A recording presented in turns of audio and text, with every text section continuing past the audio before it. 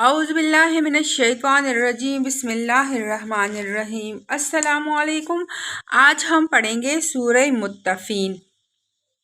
اللہ کے نام سے جو بے انتہا مہربان اور رحم فرمانے والا ہے۔ تباہی ہے ڈنڈی مارنے والوں کے لیے جن کا حال یہ ہے کہ جب لوگوں سے لیتے ہیں تو پورا پورا لیتے ہیں،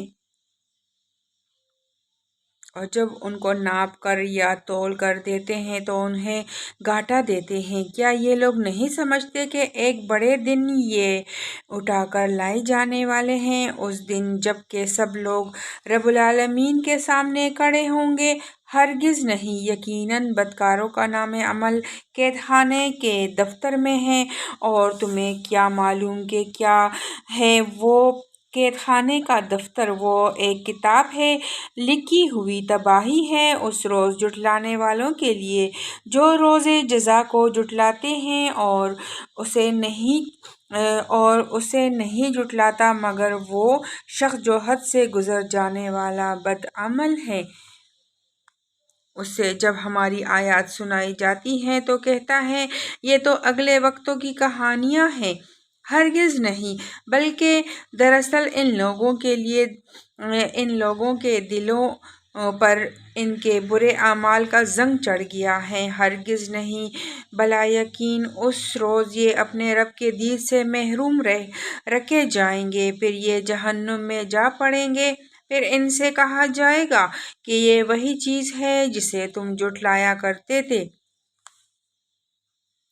ہرگز نہیں، بے شک نیک آدمیوں کا نام اعمال بلند پایہ لوگوں کے دفتر میں ہے، اور تمہیں کیا خبر کہ کیا ہے وہ بلند پایہ لوگوں کا دفتر؟ ایک لکھی ہوئی کتاب جس کی نگہداشت مقرب فرشتے کرتے ہیں۔ بے شک نیک لوگ بڑے مزے میں ہوں گے، اونچی مسنتوں پر بیٹھے نظارے کر رہے ہوں گے۔ ان کے چہروں پر تم خوشحالی کی رونق محسوس کرو گے۔ ان کو نفیس ترین سربلند شراب پلائی جائے گی جس پر مشک کی مہر لگی ہوگی۔ جو لوگ دوسروں پر بازی لے جانا چاہتے ہوں وہ اس چیز کو حاصل کرنے میں بازی لے جانے کی کوشش کریں۔ اس شراب میں تسنیم کی آمیزش ہوگی۔ یہ ایک چشمہ ہے جس کے پانی کے ساتھ مقرب لوگ شراب پئیں گے۔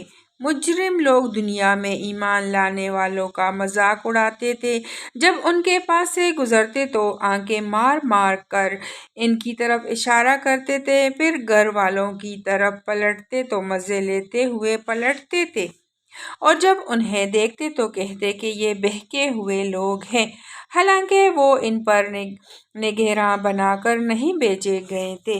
آج ایمان لانے والے کفار پر ہنس رہے ہیں، مسنتوں پر بیٹھے ہوئے ان کا حال دیکھ رہے ہیں۔ مل گیا نا کافروں کو ان حرکتوں کا ثواب جو وہ کیا کرتے تھے۔ صدق اللہ العظیم۔ اللہ تعالیٰ ہم سب کو اپنے حفظ و امان میں رکھے، اور اللہ تعالیٰ ہم سب کو قرآن پاک پڑھنے اور سننے اور سمجھنے کی توفیق دے۔ آمین ثم آمین یا رب العالمین۔ ہمارے چینل کو لازمی سبسکرائب کریں، لائک کریں، شیئر کریں۔ اللہ حافظ۔